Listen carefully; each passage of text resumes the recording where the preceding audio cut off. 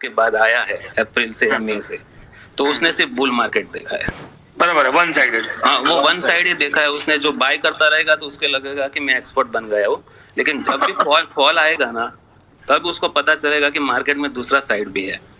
अभी bull market के बाद अभी लास्ट 2 मंथ से बहुत ही बड़ा कंसोलिडेशन चल रहा है। वो उसके लिए एक बड़ा एक्सपीरियंस हो रहा है कि मार्केट में एवरी टाइम मूव नहीं होता है। वो उसके लिए अच्छा है। ये पीरियड चल रहा है अभी लास्ट 2 मंथ से। अभी यहाँ से या तो फिर अपर जर्नी चालू करेगा, नीचे का जर्नी चालू करेगा, उसके लिए नेक्स्ट लर्निंग फेज होगा। मे भी हम बोल सकते हैं 1 महीने के बाद या 2 महीने के बाद या 3 महीने के बाद। वो कोई भी प्रेडिक्ट नहीं कर सकता है कि कभी नेक्स्ट ट्रेंडिंग मूव आएगा। वो बिगिनर के लिए देखो, इसलिए मैं बोलता हूँ स्टार्टिंग लो कैपिटल से करो। अगर आप मास्टर हो गए तीनों फेज में, नीचे का, ऊपर का एंड कंसोलिडेशन का, आपका प्रोबेबिलिटी ऑफ विनिंग कैसा रहा वो चेक करो। अगर मोर देन 60% 70% है तो आप कैपिटल से आगे जा सकते हो, बड़े कैपिटल से। उसके बाद अगर उसमें आपको सक्सेस मिलता है, उसमें भी अगर देखो 70% आपने विनिंग किया है, इसका मतलब ये नहीं कि आप मास्टर बन गए। अगर 70% विनिंग टाइम पे अगर आप 3 या 4 पॉइंट लेते हो और लूजिंग टाइम पे आप 10 पॉइंट देते हो, तो मतलब जस्ट वो साथ में अगर आप 4 पॉइंट लेते हो तो 28% विन करोगे, और 10 पॉइंट देते हो तो 3 में आप 30 पॉइंट्स दे दोगे। मतलब आप न्यूट्रल ही रहने वाले हो। समझ गए ना मैं क्या बोलना चाहता हूँ? बराबर, गॉट इट। आपका विनिंग पोजीशन लूजिंग पोजीशन से बड़ा होना चाहिए, तभी आप जाके प्रोफेशनल बन पाओगे ट्रेडिंग में। This is a misconception with many of the traders. They feel that, you know, if you have a winning position, so if your number of trades are profitable, that means it's a good strategy. It is not so. It is really that you need to have a winning position and losing position. Check them with your risk reward ratio. That's what you're saying, right? अगर समझ लो कि आप if you are trading in 10 stock, in 2 stock you are getting more than 100 points. I mean you can say 20% of move, and in your 8 trades you are losing only 1% in each trade. Then also you are going as a winner in 2 trades overall. Yes, if you are taking more than 20% more. Right. So it is the risk involved in your trade that will decide about your trading. How you are master or not. Sometimes I am winning only in 2 stock or 3 stock out of 10, but that 2-3 stocks giving me a very very big return. And in losing trade I am losing only 0.5% of my capital, or maximum 1% of my capital, total capital, not a deploy capital in trade, total capital. If I have 10 lakh capital, then my maximum loss should be in a particular trade not greater than 10,000. Got it. And if I have to win, then in one trade I will capture at least 50,000 from that trade. That should be my trade. So you're saying, if I have to like summarize Hitesh bhai what you're saying your trade generally which you look at you look at the profitability of 5% and a loss of 1%. So if it comes down by 1%, you generally suggest that a beginner should exit that trade and try to look at it in 5% at least, take the upswing or target. Yes. Great. This is amazing.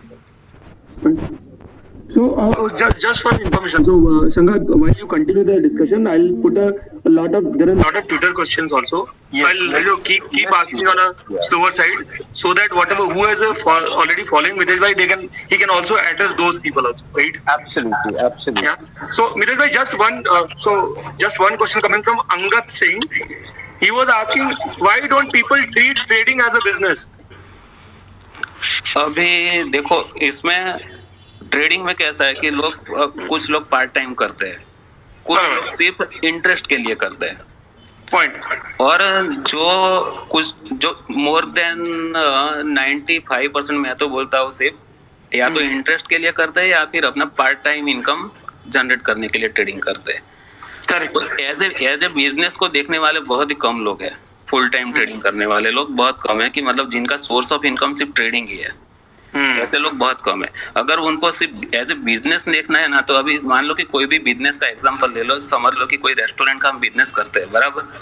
तो उसमें at least हम कितना, हाँ, उसमें अगर चलो rent पे लिया, कुछ रेंट पे लिया, उसका मंथली रेंट अगर 1 लाख दे रहे, अगर अच्छे एरिया में लिया आपने, तभी आपका चलने वाला है। आउटसाइड में लेके जाने वाले हो तो ऐसा नहीं चलने वाला है, ये भी एक फैक्ट है। तो उसका रेंट से दे रहे हो, मतलब उसका एक्सपेंस देखो कितना हो रहा है, और उसमें से आप इनकम रेवेन्यू कितना जनरेट कर रहे हो, उसमें प्रॉफिट कितना कर रहे हो। अब सब कुछ मिला के अगर पकड़ लोगे तो साल में अगर आपने समझ लो कि 1 करोड़ लगाए है रेस्टोरेंट के पीछे, बिजनेस के पीछे, तो कोई एक्सपेक्ट करता है कि मुझे 20 लाख का प्रॉफिट हो, 15 लाख का प्रॉफिट हो एक साल में, कोई ऐसे एक्सपेक्ट करता है, या 25 लाख का मैक्सिमम, तो उसका रिटर्न ओनली होता है 25%।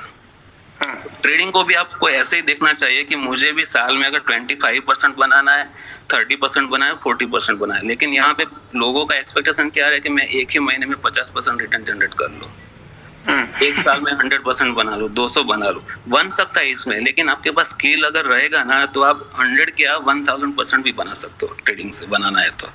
ये क्योंकि इसमें आपको स्किल की जरूरत है इसमें, और रोज आपको अपॉर्चुनिटी मिलता है, कोई भी स्टॉक में मिलता है 10% बढ़ता है। अगर आपने सभी स्टॉक पकड़ लिए 10% ऊपर, तो आपका 1000% भी बन सकता है, 10,000% भी बन सकता है, लेकिन ऐसा सबके हाथ में नहीं आता ना। तो एवरेज आपको क्या टारगेट करना चाहिए, 25%, 30% करो, एज ए बिजनेस की तरह देखो ट्रेडिंग को। इसमें कैसे देख सकते हो आप, रोज अगर आप स्ट्रेटेजी चेंज करोगे, अगर रेस्टोरेंट वाला रोज उसका रेसिपी चेंज करेगा, जो भी आता है एक को पसंद आएगा, दूसरे को नहीं पसंद आएगा, वो तो बोल रहा है कि यार इसमें तो बार बार चेंज होता है, इसमें मजा नहीं आएगा आपको, ऐसा ही बोलेगा, रिकमेंड नहीं करेगा किसी को। अगर ट्रेडिंग में आप समझ लो कि एक स्ट्रेटेजी पे काम कर रहे हो, कि ऐसा पीरियड हो सकता है कि वो स्ट्रेटेजी 2 महीना ना भी चले, बाकी के साल में 10 महीना चलेगी वो, मतलब प्रोबेबिलिटी इसका स्ट्रेटेजी का 70% भी सक्सेस रेट है स्ट्रेटेजी का, तो उस पे लगे रहो, बार बार उसको चेंज मत कर दो, चेंज मत करो, क्योंकि हो सकता है कि आपने ये महीना, एक महीना दूसरी स्ट्रेटेजी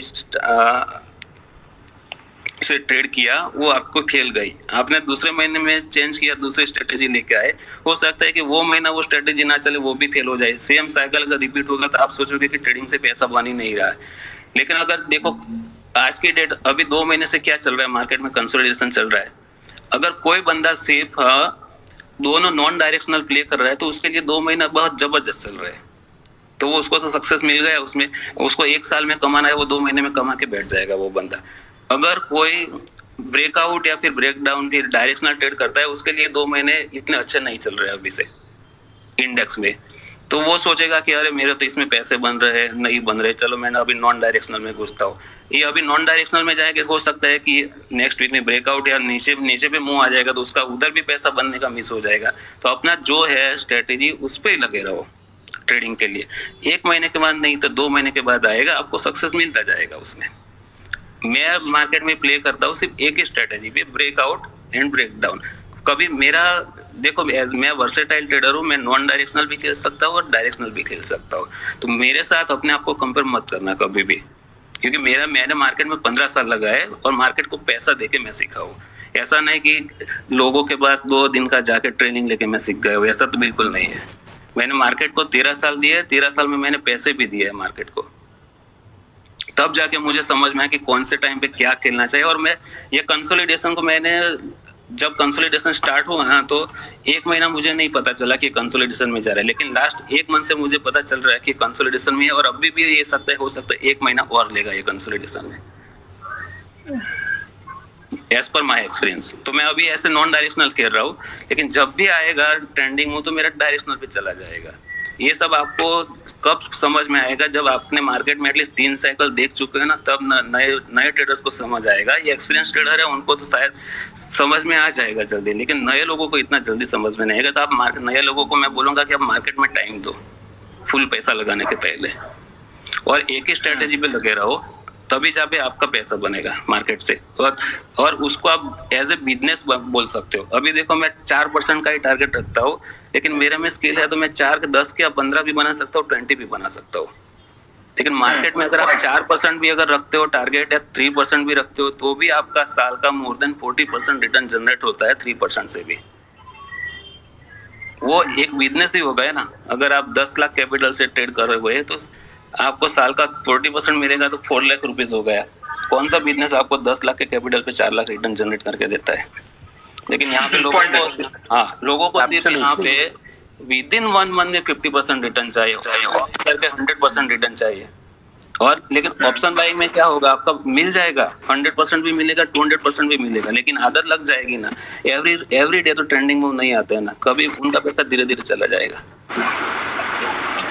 हाँ, अगर वो भी डिसिप्लिन में बैठ के करेगा, ऑप्शन बायर डिसिप्लिन में पूरा पैसा डाल के नहीं है, तो वो भी पैसा सेम ऐसा बना सकता है। लेकिन उसको सेलर से ज्यादा ऑप्शन बायर की स्किल रहती है, सेलर से ज्यादा, क्योंकि उसको डायरेक्शन कैच करना है राइट टाइम पे और एग्जिट लेना है वो भी राइट टाइम पे। वो ओनली स्किल बंदा कर सकता है, स्किल ट्रेडर ही कर सकता है, और कोई नहीं कर सकता। तो मितेश भाई, what is your primarily what is your stock selection process? How do you select a stock and trade on it? Stock selection देखो, आज ही मेरे मतलब दो लोग जो मेरे नॉन पर्सन है उन लोगों ने थ्रेड बनाया ट्विटर पे कि मैं स्टॉक सिलेक्शन कैसे करता हूँ। अभी देखो, स्टॉक सिलेक्शन में मैं मोस्टली F&O स्टॉक प्ले करता हूँ। उसमें 150 से लेकर 200 स्टॉक है एवरेज। रोज तो ऐसा नहीं रहेगा ना कि रोज सभी स्टॉक 5% मूव कर दे और सभी स्टॉक 5% नीचे जा दे, ऐसा तो नहीं रहता उसमें। हार्डली 5 से लेकर 7 स्टॉक मूव करते हैं और 5 से लेकर 7 स्टॉक नीचे की तरफ रहते हैं। तो हमको सिर्फ वही स्टॉक में ट्रेड करना है और किसी में भी ट्रेड नहीं करना है। जो स्टॉक मूव करते हैं, मतलब आपके पास F&O का लिस्ट है तो उसमें देख लो कि कौन से मूव कर रहे हैं और कौन से नहीं कर रहे हैं। अब जिस पे मूव कर रहे हैं उसमें आप अपना सेटअप के हिसाब से ट्रेड लो। उसमें अगर आप रेंज ब्रेकआउट देखते हो, अगर दिन में अगर बॉक्स बन रहा है फिर बाद में नीचे की तरफ जाता है, ऊपर की तरफ जाता है, जहां पे ब्रेक देता है वो साइड पे ट्रेड कर लो। रिसेंट एग्जांपल मैं कल का बोलूंगा तो सन फार्मा का ट्रेड देख लोगे, पूरा दिन एक ही रेंज में घुमा, फिर अप साइड की तरफ ब्रेकआउट दिया उसने, वो चलता ही गया वॉल्यूम के साथ गया। सेम ऐसा केस परसों हिंदाल्को में था, थर्सडे को टाटा स्टील में था, क्योंकि वो मोमेंटम वाले स्टॉक थे। बाकी के स्टॉक देखोगे ना तो हार्डली दिन में 1% भी मूव नहीं करते, वो उधर के उधर ही रहते हैं। अगर डेली सभी स्टॉक 5% ऊपर नीचे रहेगा तो अपना निफ्टी भी ऐसे ही मूव करेगा 5%, वो पॉसिबल ही नहीं है ऐसे इंडेक्स में। तो जो दिन में जो स्टॉक आपको ट्रेंडिंग मूव देते हैं ना उसमें ही ट्रेड करो, क्योंकि ऑपरेटर मोस्टली उसमें ही एक्टिव रहते हैं। अगर सभी स्टॉक में ऑपरेटर एक्टिव रहेंगे तो निफ्टी भी ऐसे ही हिलेगा अपना, रोज 2-3% डेली का मूवमेंट हो जाएगा। Very true. So your style is mostly trending stocks and from F&O. All right. Nitish bhai, Especially where there is a moment. Yes, where there is a moment. Yeah. Mostly moment देखो, first hour में moment आ जाता है mostly. Okay. हाँ, वो moment catch करने के लिए आपको प्री स्टडी करना पड़ेगा। प्री स्टडी में अगर आपको सिर्फ लेवल आइडेंटिफाई करने पड़ेंगे कि if from particular range, if it is going up then I have to buy, if it is breaking this range then I have to go for sell। आपको ये sub level watch करने पड़ेंगे और आपको सिर्फ 7 मिनट मिलता है जब मार्केट का नया दिन अपना चालू होता है। 9-7 को आपको प्री ओपन के रेट ऑलमोस्ट मिल जाते हैं। अगर प्री ओपन में भी आप सभी F&O स्टॉक के ओपनिंग कहाँ पे वो देख लोगे, कौन सा स्टॉक बड़ी मूवमेंट ओपनिंग में दिखा रहा है, आप उसको वॉच लिस्ट में डाल दो और उसके हिसाब से उसकी रेंज देख लो कि ये कौन सी रेंज में अगर इसके ऊपर रहता है मुझे बाय करना है या सेल करना है। वो आपको लास्ट 10 दिन के मूव देख लो, आप अपने स्टॉक के क्या हुआ है। जो भी स्टॉक बड़ा मूव दिखा रहा है प्री ओपनिंग में, लास्ट 10 दिन के उसके डेटा दिख लो कि ये कौन सी रेंज में चल रहा है। अगर इसकी रेंज के आज ऊपर नीचे होता है तो वहां पे आप ट्रेड ले लो अपने हिसाब से। ग्रेट।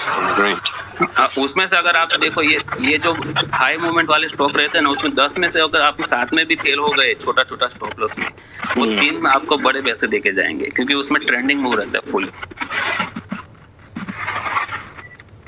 नितिश भाई, अभी आपने ये बताया कि ब्रेकआउट और ब्रेकडाउन में आप ट्रेड कर रहे हैं। आप ब्रेकआउट में आपको ट्रेड आ गया, ये तो फ्यूचर ले सकता है, नहीं तो हम लोग ऑप्शन में लेना है कोई पोजीशन।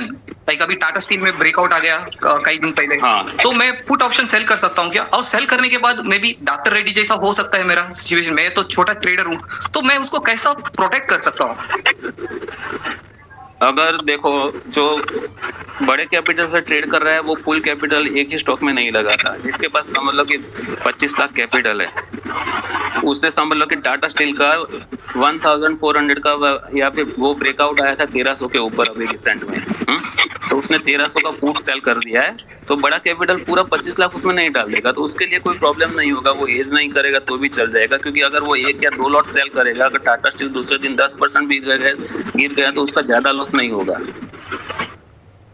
1 लॉट से सेल करेगा, अगर पूरा 25 का 25 वो लगा देगा तो उसको हेज करना पड़ेगा।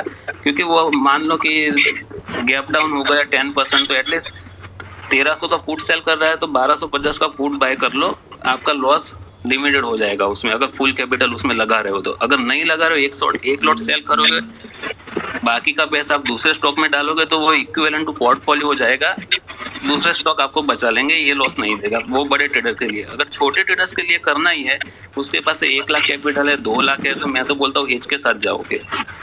अगर आप पुट सेल कर रहे हो तो नीचे का बाय कर लो, क्योंकि आपके पास मैनेज करने के लिए पैसा नहीं है, तो आपका लॉस लिमिटेड हो जाएगा वो केस में। राइट, तो हम लोग स्टॉप लॉस यूज कर सकते हैं, नहीं तो हेज भी कर सकते हैं। Right, gap up gap down में स्टॉप लॉस काम ही नहीं करेगा। राइट, इसीलिए हेजिंग में आपने किया है, रनिंग मार्केट में किया है, तो आप स्टॉप लॉस लगा के बैठ जाओ। अगर 15 पे सेल किया है, आपका मैक्सिमम लॉस आपको 8000 ही देना है, तो उसका 850 का लॉट है, 25 का स्टॉप लॉस लगा के बैठ जाओ। Right.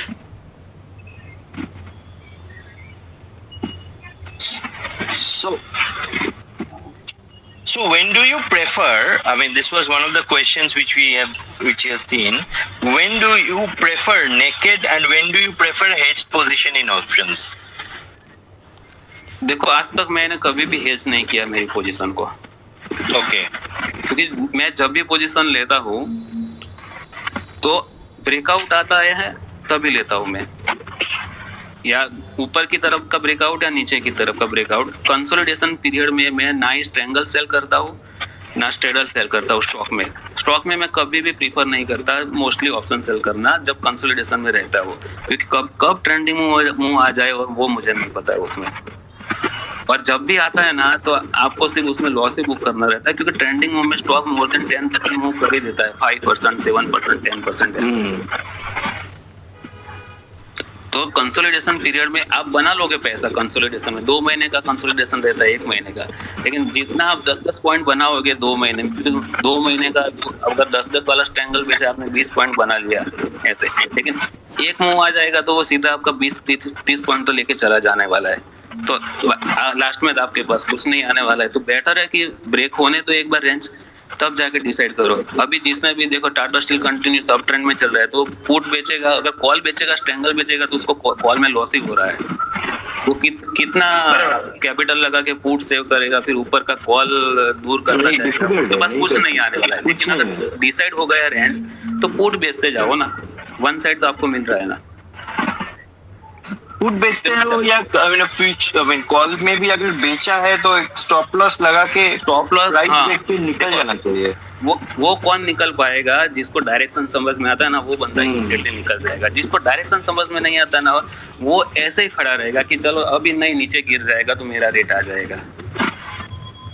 And this is a point to be noted. See, and more than 90% जो नए ट्रेडर्स हैं उनके साथ एक प्रॉब्लम है, they are not able to identify the direction.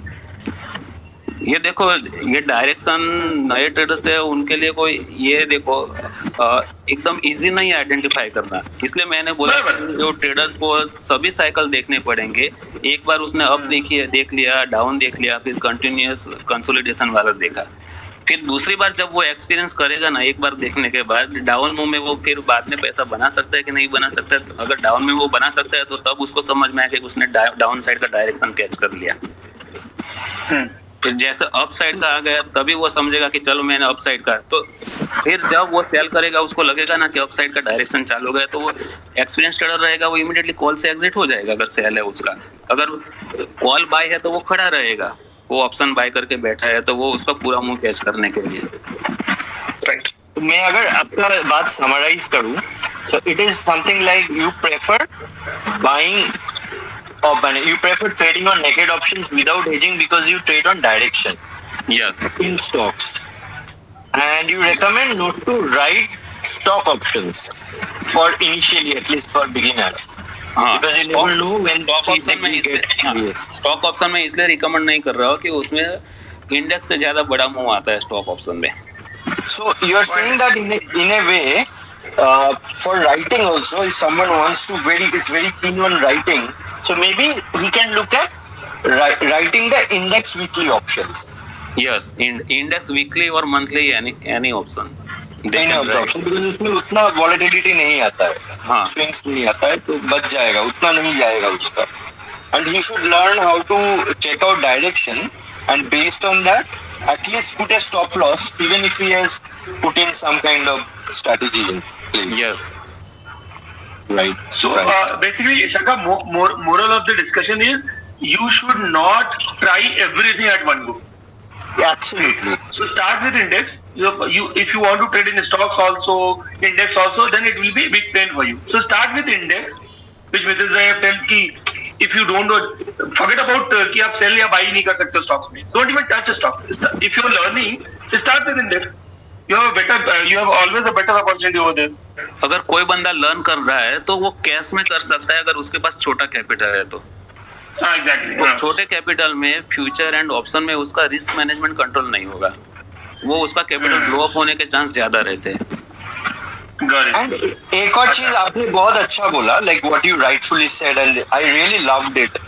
It's all that a trader can't say that he has become a hero by trading in just a bull cycle or bear cycle. He should undergo all the three different phases, like consolidation cycle, bull cycle, bear cycle. Only then he will get his experience right. Yes, ये तीन cycle देखने के बाद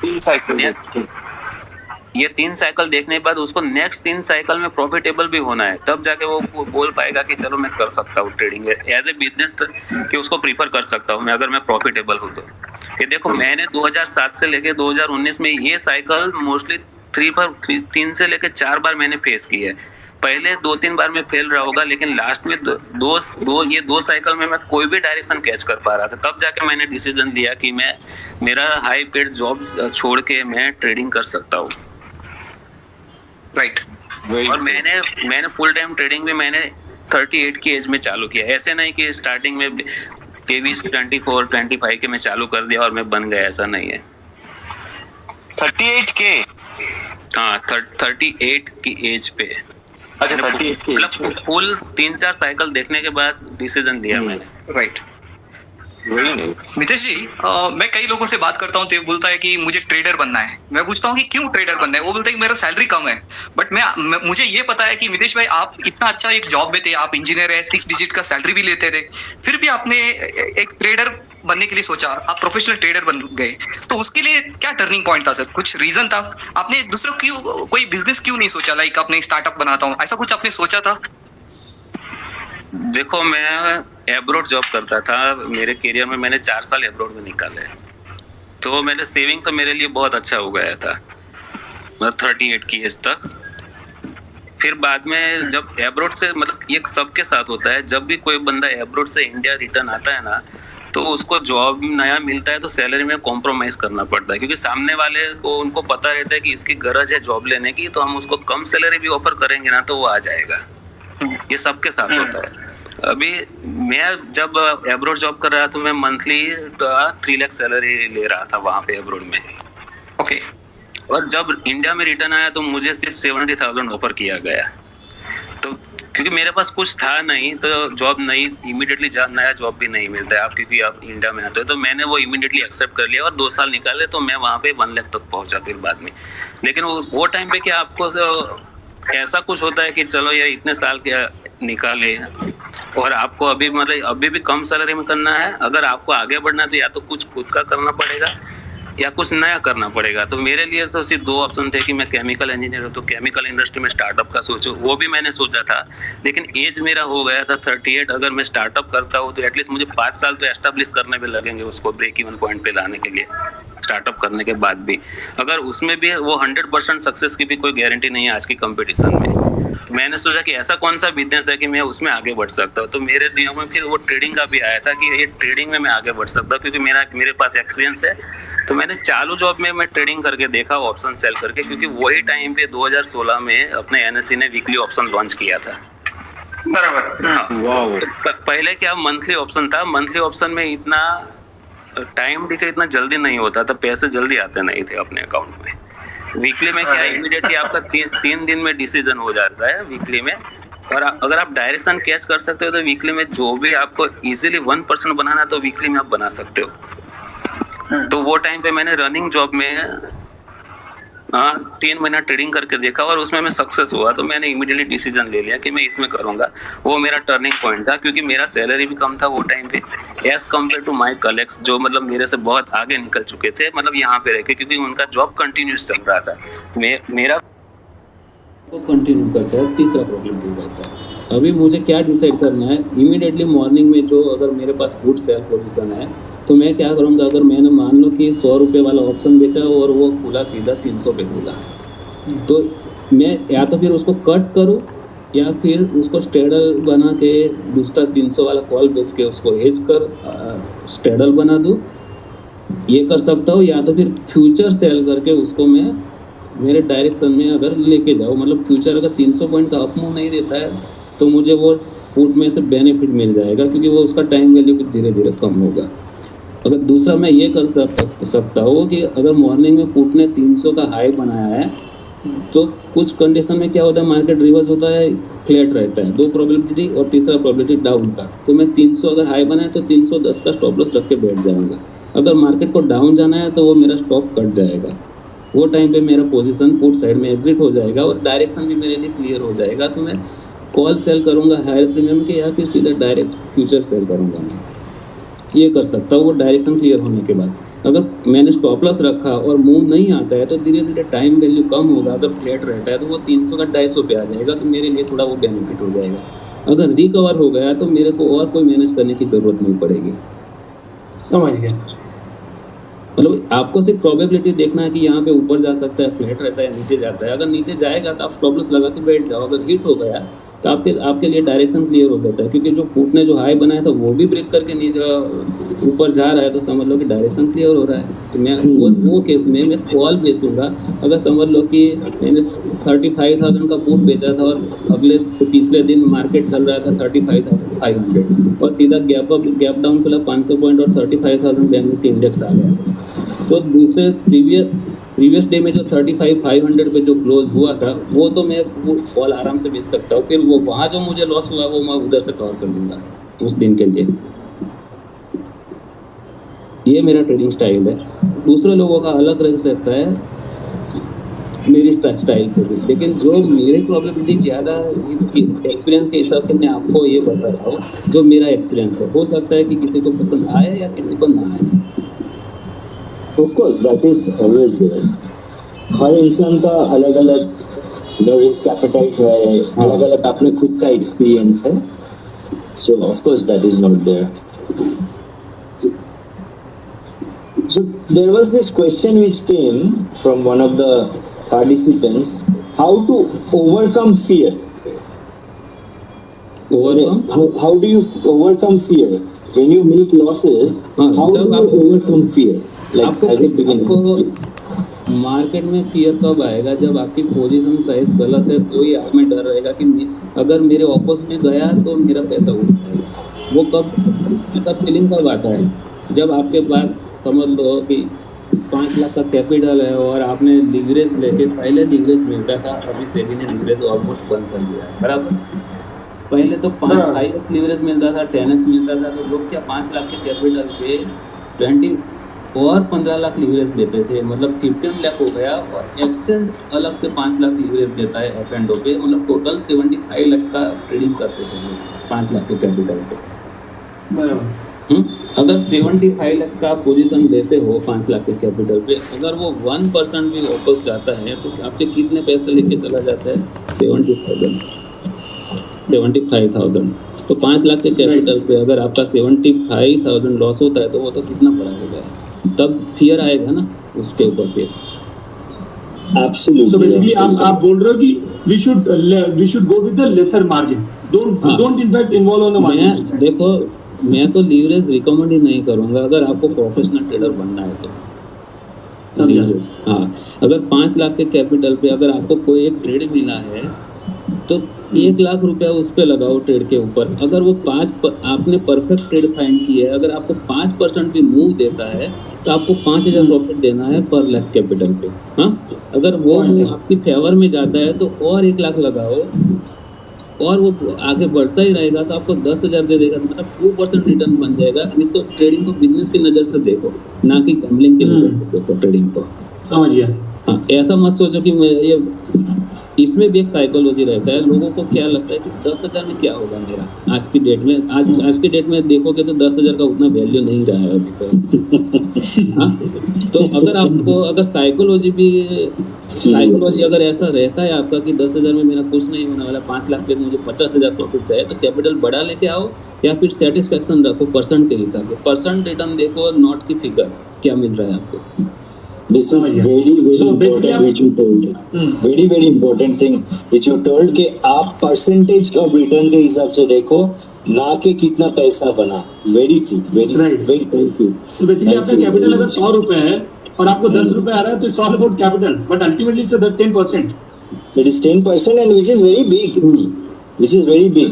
Secondly, जो आप बोले business में आप जब आते हो, you look at it in terms of percentage of return on your investment. Whereas in trading, you think like it's a gambling and you try to make 100% return, 200% return, and that thought process is not correct. And अभी आपने listed company देखो, उनका net profit margin कितना रहता है, 10 से लेकर 30% के बीच में रहता है, बराबर। तो वो भी ऐसे बिजनेस की तरह ही कर रहे हैं। नहीं तो वो लोग ऐसा नहीं सोचेंगे कि चलो मैंने 10,000 करोड़ लगाया तो मैं भी साल का 10,000 करोड़ बना लूँ, लेकिन ऐसा होता है नहीं होता है ना। तो हमारा पैसा, क्योंकि हम अपने पैसे से ट्रेड कर रहे हैं तो हमको हमारा रिस्क देखना ही है। अगर आप गैम्बलिंग करोगे, पूरा सेविंग लेके आ जाओ विथ न्यू मार्जिन रूल, उसमें पहले क्या लीवरेज मिलता था, अभी लीवरेज नहीं मिल रहा है। लीवरेज में आप ट्रेडिंग कर रहे हो मींस कि इंट्राडे ट्रेड कर रहे हो आप, क्योंकि लीवरेज ब्रोकर का लीवरेज अगर आप यूज करते थे पहले तो पोजीशन लेके नहीं जाते थे आप, वो प्योर इंट्राडे ट्रेडिंग हो गया वो। अब इंट्राडे ट्रेडिंग करना ऑप्शन सेलिंग में मींस कि आपको डायरेक्शन ही फाइंड करना है, तभी आप अगर ऑप्शन बेचोगे तो पैसा मिलेगा, क्योंकि वो कम कब होगा जब बेचा है, जब डायरेक्शन आपकी फेवर में जाएगा। तो बेटर है अगर आप डायरेक्शन ही फाइंड कर रहे हो तो सेल करने के बजाय ऑप्शन बाय करो ना, क्योंकि पॉइंट्स तो वही मिलने वाले हैं आपको जो सेलिंग में जाने वाला है, डीके होके मिलने वाला है, वो आपको बाइंग साइड में अगर आपने पुट बेचा है वो कब मिलेगा, जब बैंक निफ्टी या निफ्टी अगर जो भी अंडरलाइंग बेचा है आपने उसका वो ऊपर जाएगा, तभी वो उसमें प्राइस कम होने वाला है।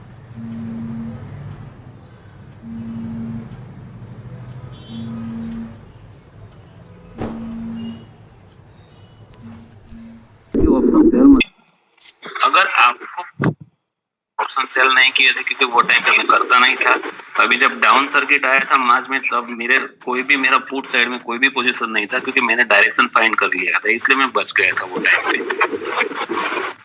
इंडेक्स में हार्ड लोग बोलते हैं कि मैंने इंडेक्स में भी बेचा, रोज थोड़ी इंडेक्स में 10% का मूव आता है, नीचे बैठ जाएगा आपका पैसा चला जाएगा, ऐसा तो नहीं होता है ना।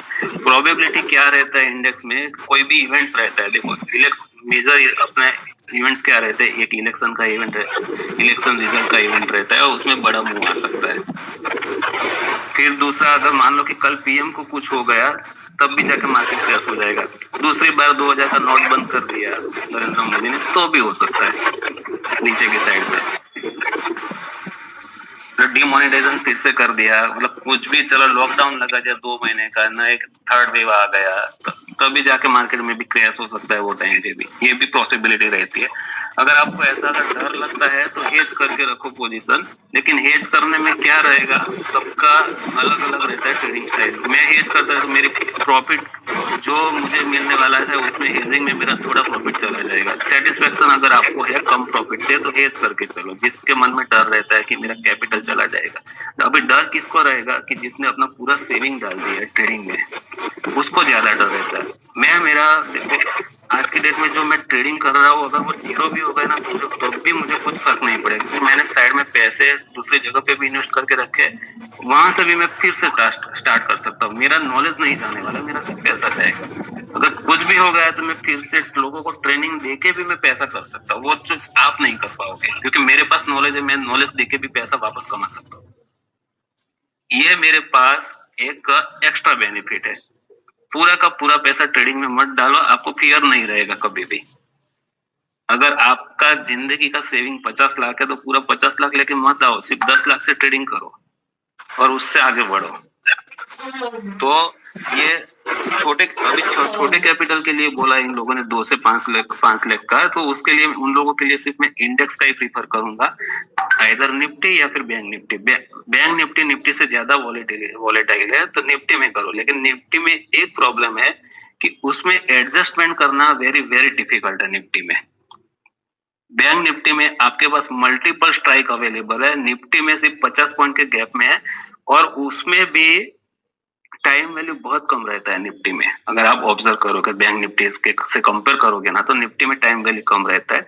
अगर वो निफ्टी में पास में आता है तो आपको या तो फिर स्ट्रेडल बनाना पड़ेगा या इन्वर्टेड स्ट्रैंगल करना पड़ेगा, उतना डिफिकल्ट हो जाता है निफ्टी में हैंडल करना। जब निफ्टी में मूव आता है तो आपको लॉस ही बुक करना पड़ता है निफ्टी में। निफ्टी में प्रोबेबिलिटी बड़े मूव की बहुत ही कम है, लेकिन आज के डेट में तो उसमें भी अभी बड़े मूव आ रहे हैं, क्योंकि उसमें वीकली एक्सपायरी आ गया है। तो इसलिए मैं निफ्टी कभी नहीं कर रहा, सिर्फ ओनली मैं बैंक निफ्टी कर रहा हूँ कि बैंक निफ्टी में मुझे एडजस्टमेंट के लिए बहुत सारे स्ट्राइक मिल जाते हैं। और मैंने अभी 2-3 वीक पहले ही एक मैंने ऑप्शन का मेरे 2 स्टूडेंट ने शेयर किया था, उसमें मैंने पूरा क्लियर लिखा है कि मैं सपोर्ट एंड रेजिस्टेंस आइडेंटिफाई करता हूँ, और वो रेजिस्टेंस के ऊपर कॉल सेल करूंगा स्टार्टिंग में, और सपोर्ट के नीचे पुट सेल करूंगा। जब भी अगर ब्रेक होता है तो मेरे पास मार्जिन रहता है एडजस्टमेंट करने के लिए या फिर एग्जिट करने के लिए। सेम ये नए लोग ये भी अप्लाई करके प्रैक्टिस कर सकते हैं, ये 1-2 लाख वाले। और इस पर्सन का टारगेट रखो मंथली 4%, 2 से लेके 4%। बिजनेस की तरह ट्रेडिंग करो, आपको सक्सेस मिलेगा। अगर गैम्बलर बनोगे तो या तो फिर आप ऊपर उठ जाओगे एकदम, मतलब 2 लाख का 5 लाख भी बन जाएगा, 2 लाख का 0 भी हो जाएगा। लेकिन वो 2 लाख का 5 बनेगा ना, वो आदत आपकी जाने वाली नहीं है। इसमें पैसा था, वो 5 का वापस 0 होता ही है वो, क्योंकि मेरे साथ भी हुआ है।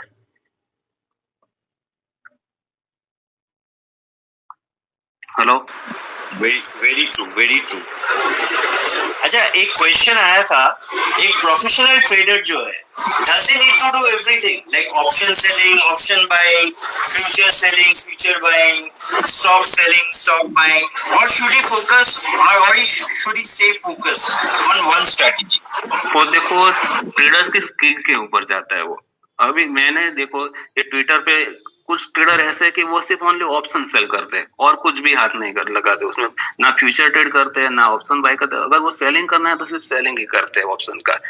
कुछ ट्रेडर ऐसे है कि सिर्फ ऑप्शन बाय करते हैं, कुछ ट्रेडर ऐसे है कि वो सिर्फ इंट्राडे फ्यूचर करते हैं। मेरा एक फ्रेंड है हैदराबाद में, वो ओनली सिर्फ इंट्राडे फ्यूचर ट्रेडिंग करता है और कुछ नहीं करता, ना ऑप्शन बेचता है ना कुछ भी करता है। वो सिर्फ इंट्राडे फ्यूचर ट्रेडिंग करके वो पैसा बना के निकल जाता है। मतलब सबका स्किल अलग अलग रहता है।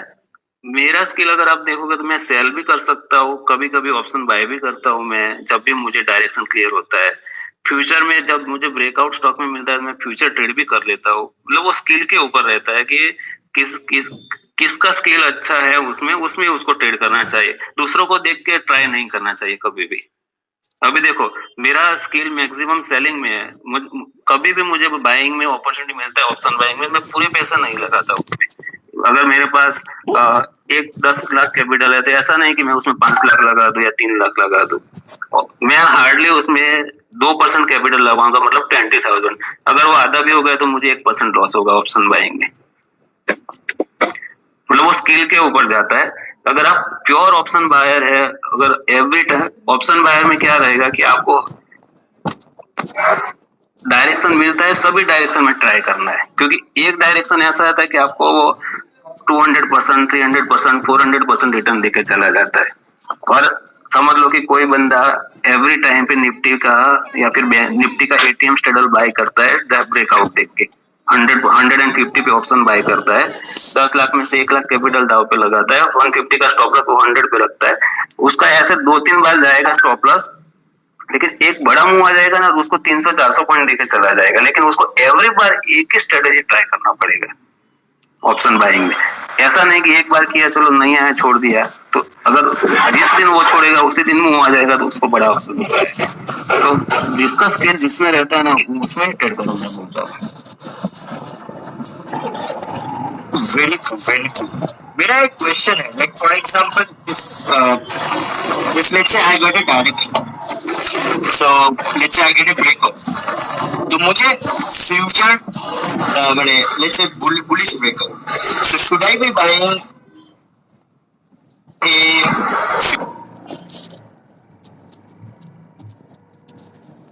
future? Should I be buying a call, or should I be writing deep in the money put? हाँ, अभी देखो आपने बोला deep in the money put,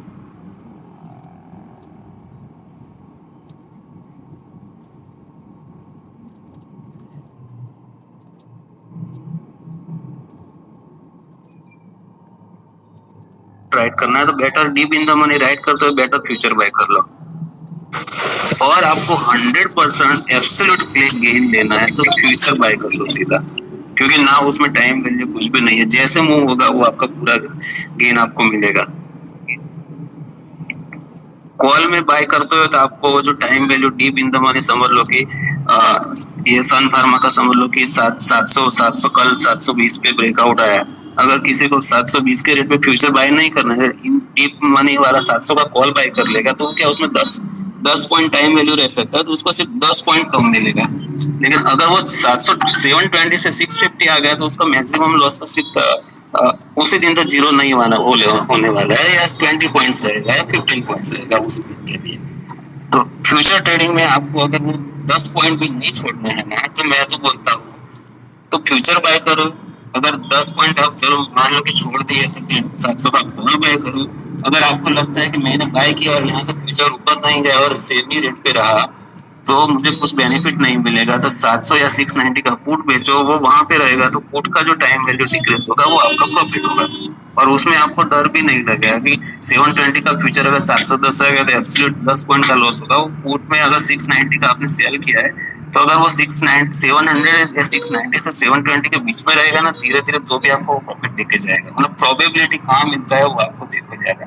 और अगर फ्यूचर में क्या आपको अनलिमिटेड रिटर्न है, वो जितना ऊपर जाएगा उतना मिलेगा। पुट सेल में आपका लिमिटेड प्रॉफिट है, वो आपके अभी सेटिस्फेक्शन के ऊपर जाता है कि आपको कितना चाहिए।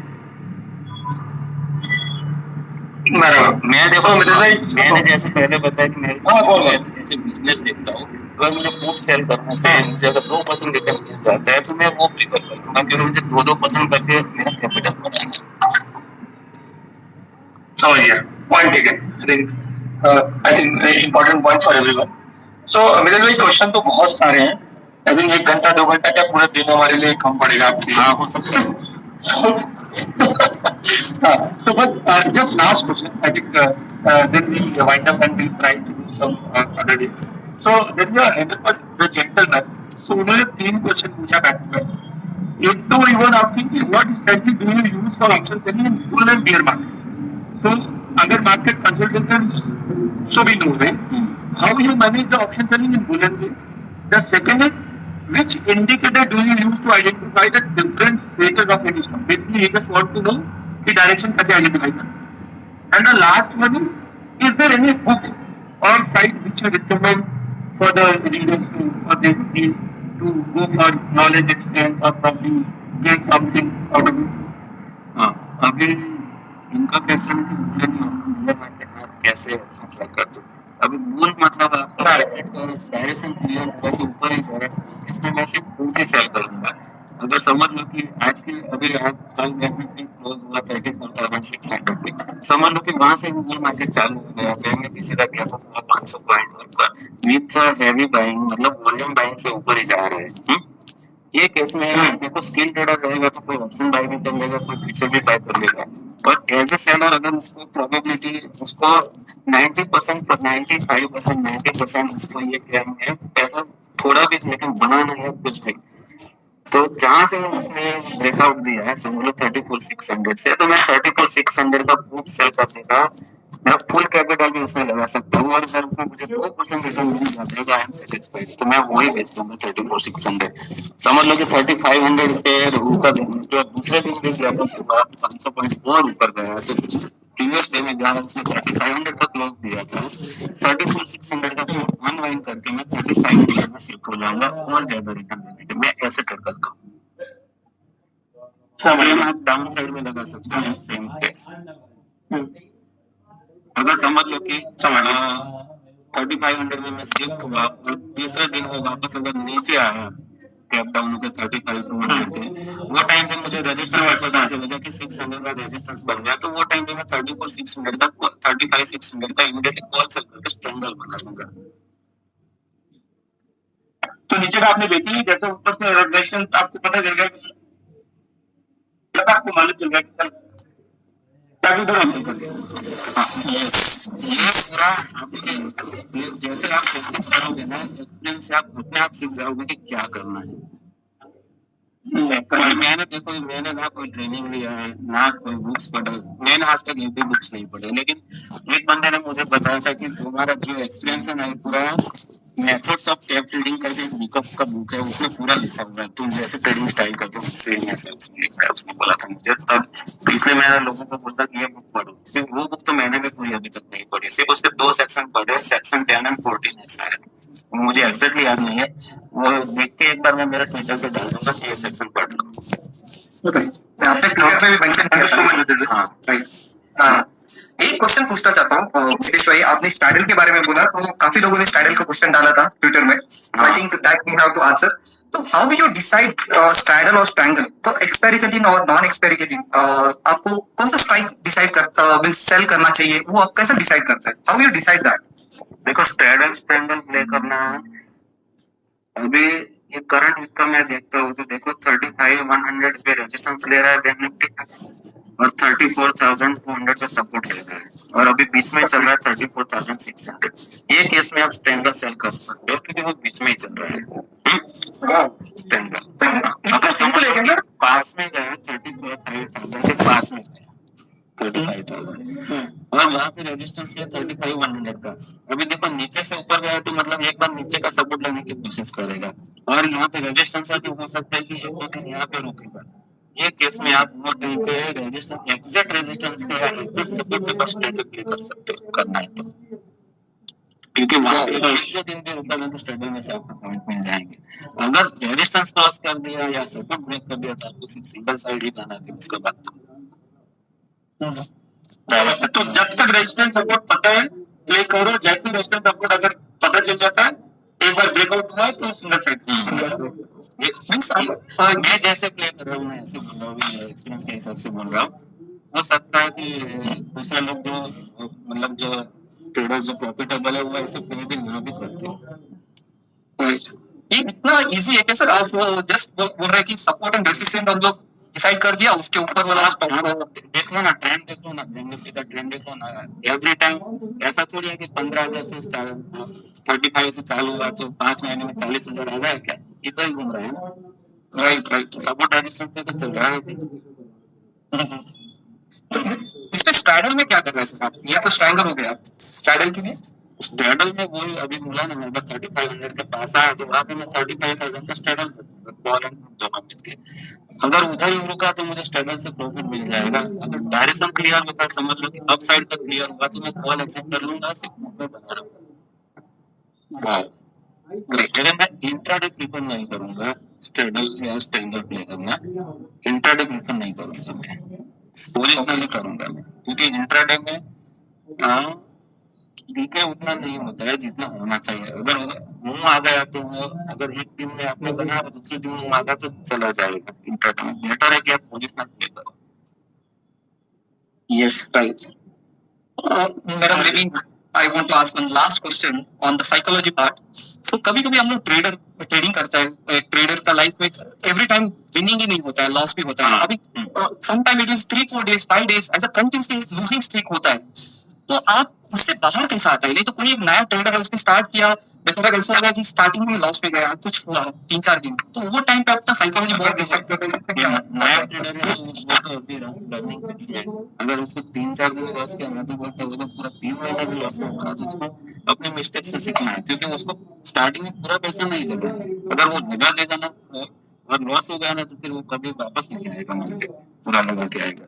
लेकिन अगर उसका सेविंग 10 लाख का है, अगर वो 25 हजार लगा के नया ट्रेडर सीख रहा है, अगर वो 4 बार भी फेल होता है ना, अपने मिस्टेक से वो अगर आइडेंटिफाई करेगा कि मैं दूसरी बार नहीं करूंगा, तो वो आगे प्रॉफिटेबल बन सकता है वो बंदा। और मेरी बात करूँ तो मैंने ऑलरेडी पहले ही बताया कि मेरा एक ट्रेड में 1% से ज्यादा मैं रिस्क लेना पसंद नहीं करूंगा, और मेरा मैक्सिमम पोजीशन ऑप्शन राइटिंग में रहता है। ऑप्शन राइटिंग में आपको इतना बड़ा लॉस नहीं आता है, 2% 3% अगर पोजिशनल प्ले करते हो तो। जब बड़ा कैपिटल गैप डाउन होता है तभी आपको लॉस होता है उसमें।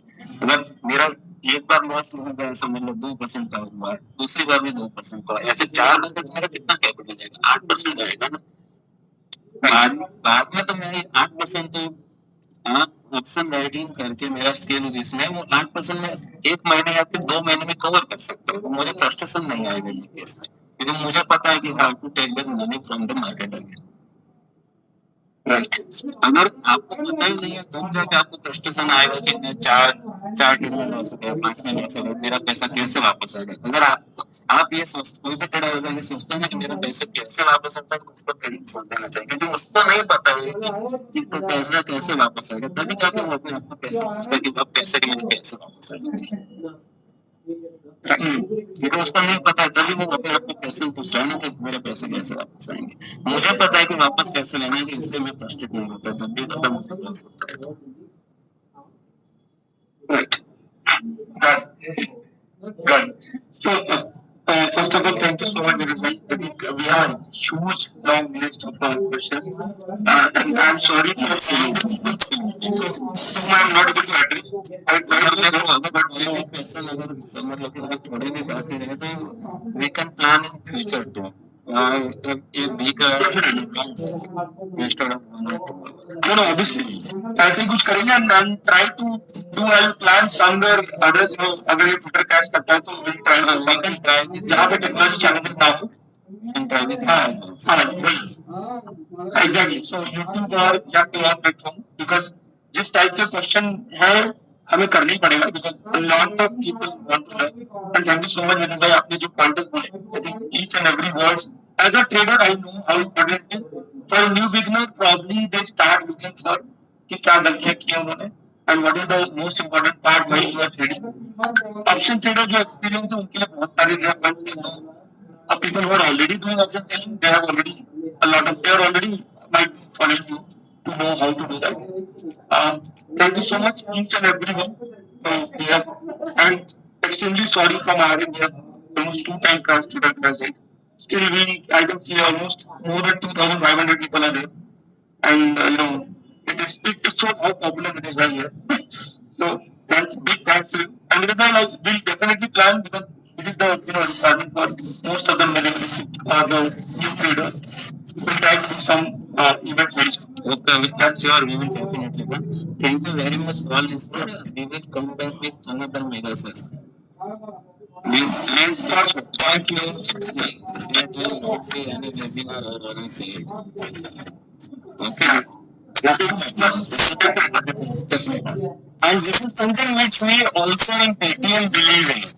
That is the reason हम लोग अपना we are doing some workshops in our community space where you can come and attend free lectures on different speakers and enjoying, keep upgrading. I think what we learned from Mitesh Bhai today is very important, that we should treat it like a business, and all the knowledge which he gave really heartbreaking for many people, of course, and even for people who have been different.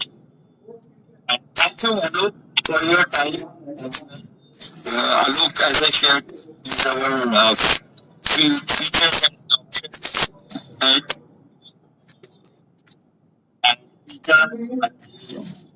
and I'm very thankful to all the participants that were patient enough to again come back and test Twitter's patience as well. Even if it gets to be dead. Very much. Thank you, everyone. Mitesh bhai, thank you, everyone. Thank you, everyone. Bye.